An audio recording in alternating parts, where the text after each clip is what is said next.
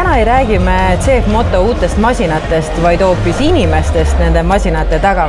Tänasel gaalaõhtul tänataksegi just neid, tänu kellele see CF Moto bränd nii populaarseks saanud on. Meil on tavaliselt ka inimesed saalis, aga seekord on jah, et me oleme sõidukid välja lükanud ja täna on meil siis üks aastaring jälle täis saanud ja aeg on teha üks tänuüritus oma kollektiivile, oma diileritele, edasimüüjatele ja koostööpartneritele. Tore on tõdeda, et nii mootorrataste kui ATV-de suhtes oleme turuliidri positsioonil.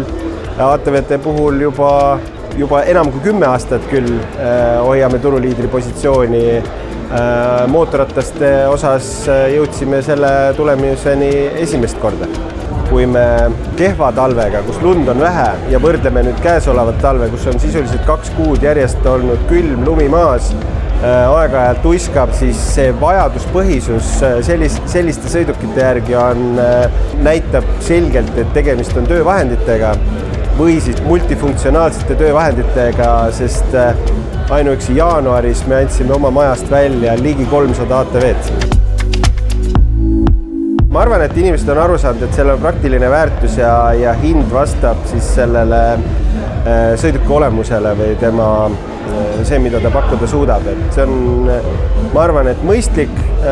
Kui väga palju sellest hinnast alla tulla, siis peab väga paljudest asjadest lihtsalt loobuma, sest iga nüanss või iga funktsioon sõidukil paraku tähendab seda, et ta peab tehniliselt olema natukene nagu innovatiivsem ja see tähendab ka natukene hinnalisa.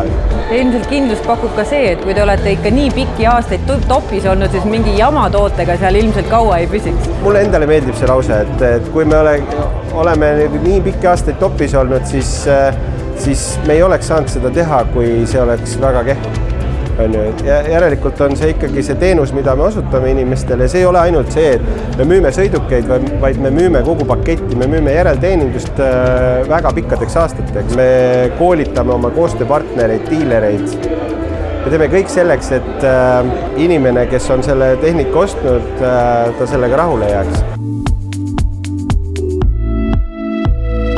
Eestis on kaupluseid, kust CF Motot müüakse vist 18 või 19 kauplust.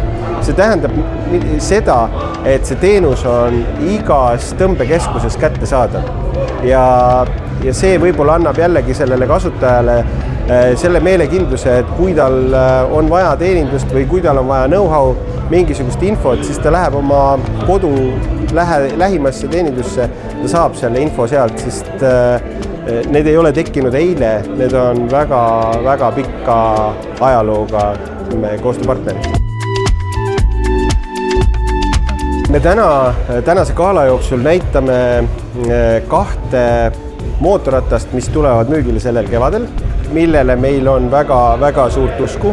Me näitame ka ühte kontsept ATV-d, mis on ülimalt innovatiivne ja pakub juba nii mõnigi kuu väga palju elevust ja tekitab palju diskussiooni.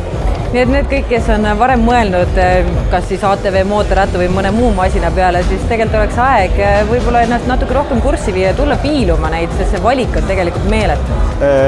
Jah, me suudame pakkuda täna praktiliselt kõikidesse segmentidesse või kõikidesse kategooriatesse, kus seda laadi maastikusõidukit vaja on. Me suudame sinna pakkuda maastikusõidukit ja me suudame ka mootorratta osakonnast leida sõidukid nii algajale kui professionaalidele. Nii et tulge külastage meie esindusi üle Eesti ja tulge proovima ja nautige tehnikat.